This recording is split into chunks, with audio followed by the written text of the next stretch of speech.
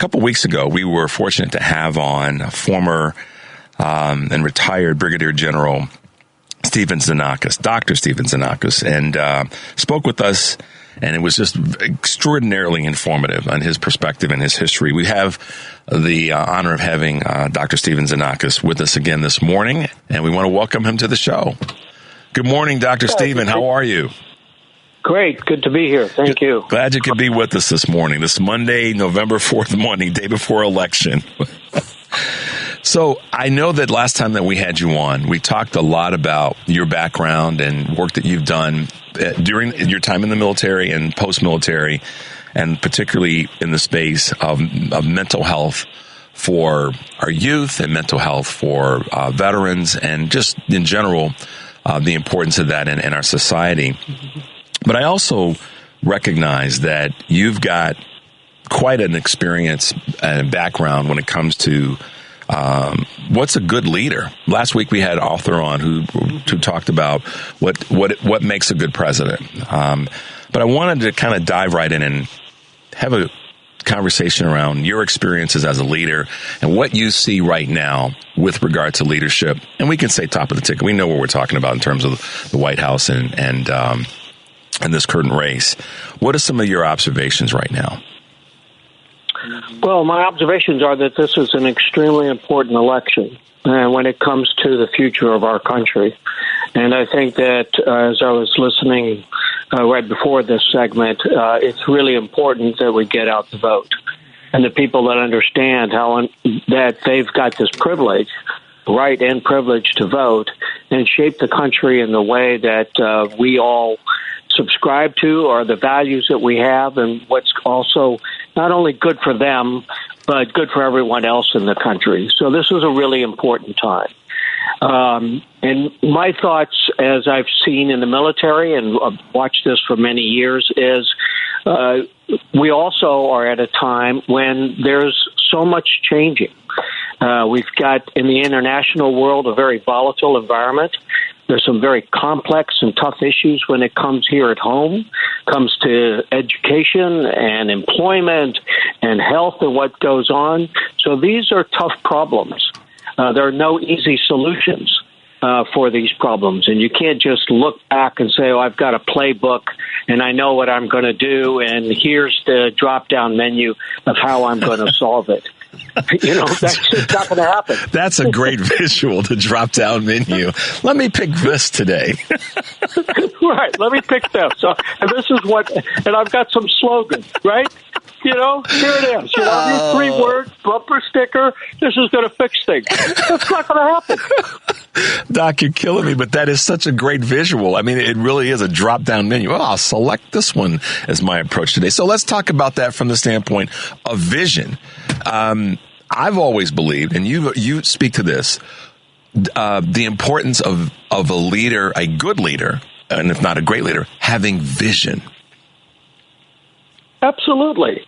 And with those visions, with that vision is, what are the values that go into it, and what's the mission?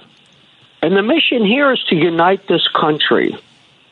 The mission is to do the best we can for everybody in this complex situation, and that we're all in this together. And that's what everybody should be thinking about, particularly those young people that, you know, we're all worried about. Are they going to get out and vote? It's not just about them. It's about everybody pulling together, being a team. And I do think, I mean, I'll put my bias out there right front. I think the only candidate in this campaign is Vice President Harris and Governor Walz. I mean, they have a vision to unite the country, and we're going to do what's best for everybody.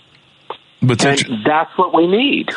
Well, it's funny that, and I appreciate you saying it this way, that they have a vision. The first thing that you say in terms of denoting them as good leaders is that they have a vision of uniting this country. Talk about if there is a drop-down menu, the first thing that they want to get done is to unite the country, because without that, going back to your conversation about team, we got nothing to work with. So that's the first thing that has got to happen. We've got to come back together. We've been way too far apart, and she says that every time, Vice President Harris.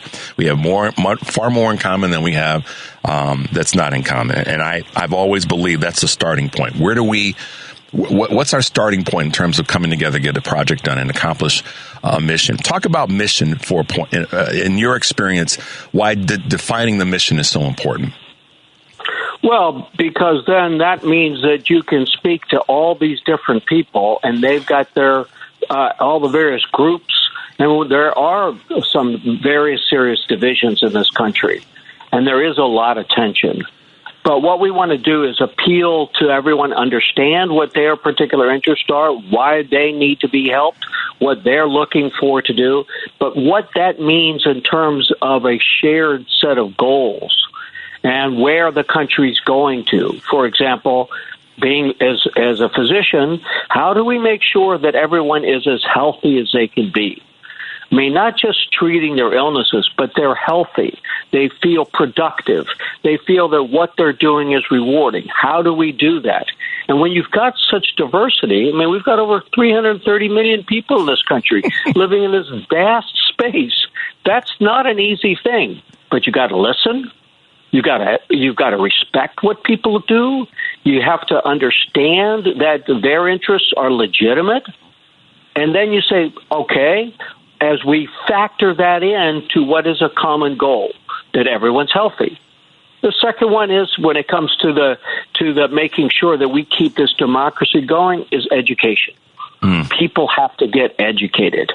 They have to know that they've got the skills. They've got to feel confident in what they do. And with that, it leads to employment. And then with that, you're building the economy. Those are sort of the base to a strong economy. What makes our country strong is we've got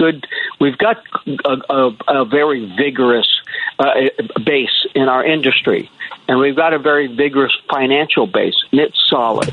So we build all that, and that really says, look, we are strong, and everyone can survive, more than survive, they can thrive, and that goes out in terms of what we decide to do in a world that is extremely volatile.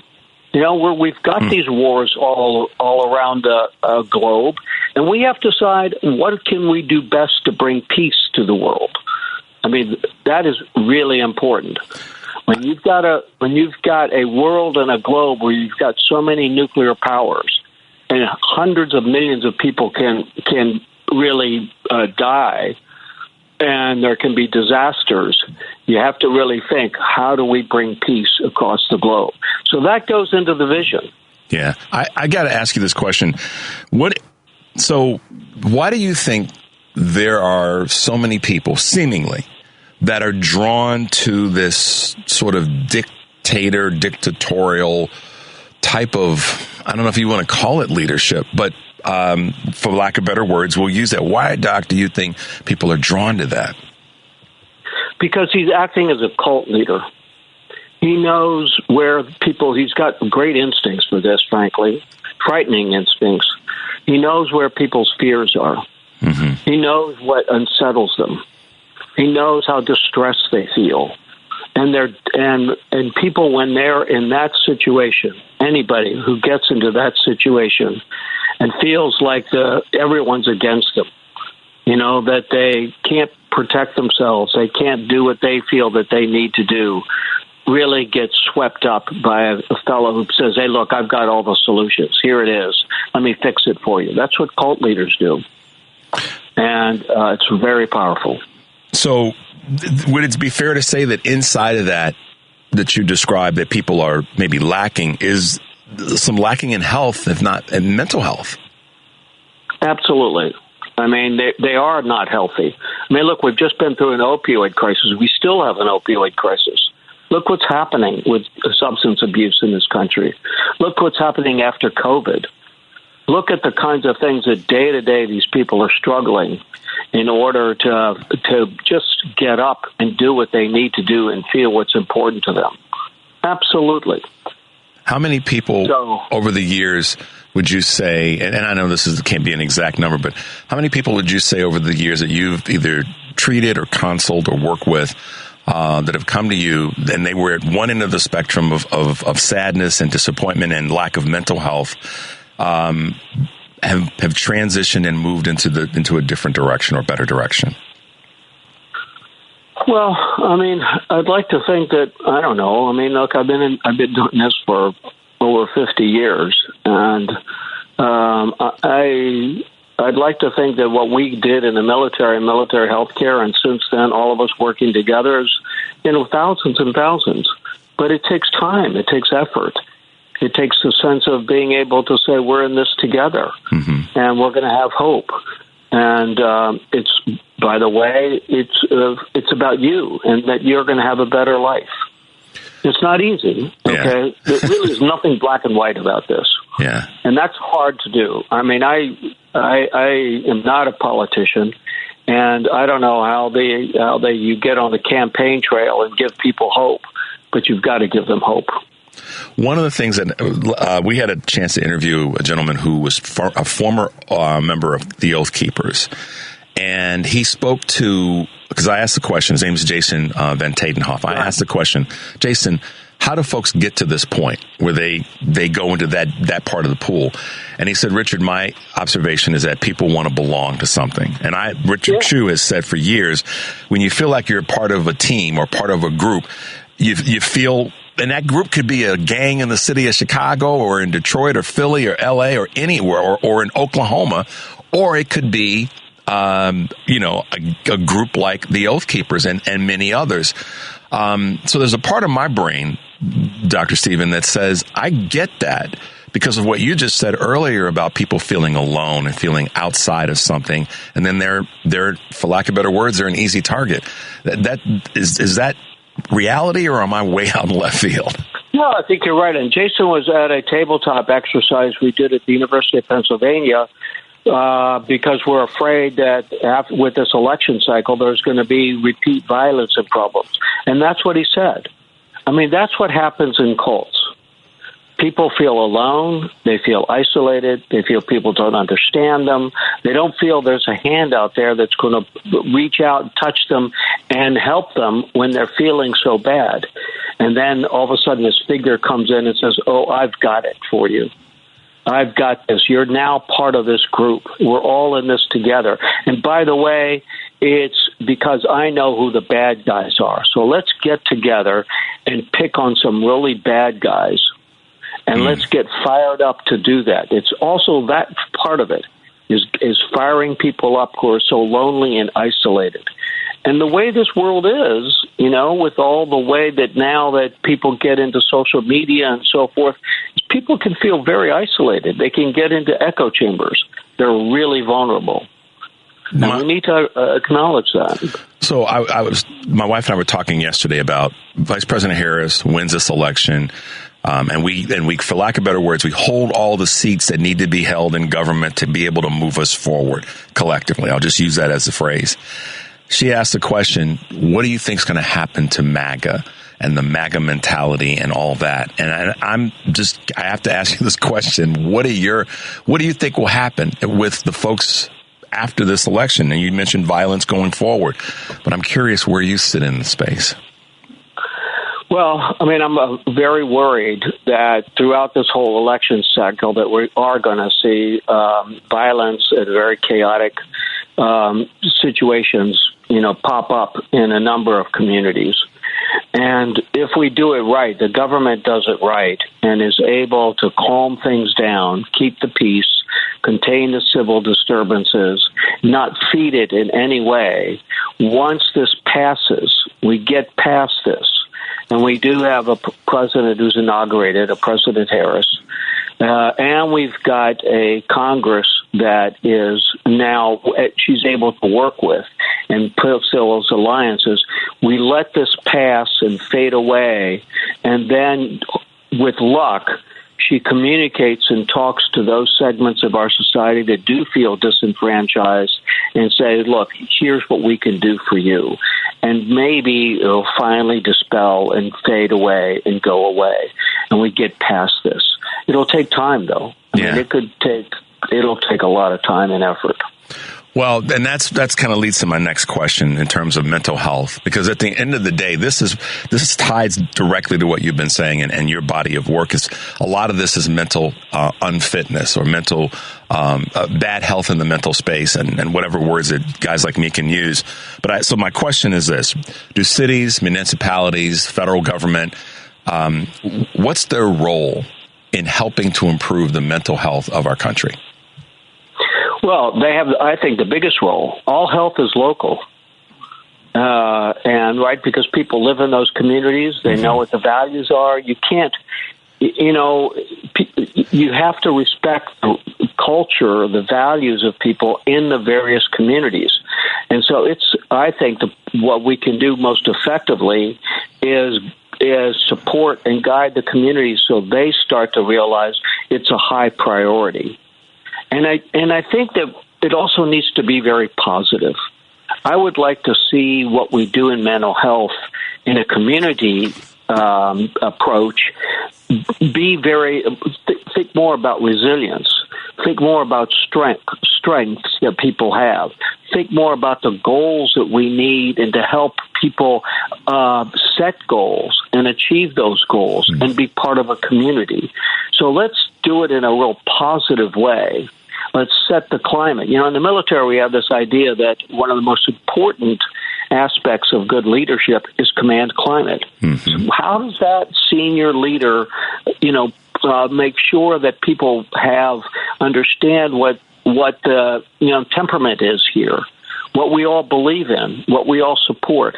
So it's local, and I think we need to get our local communities involved.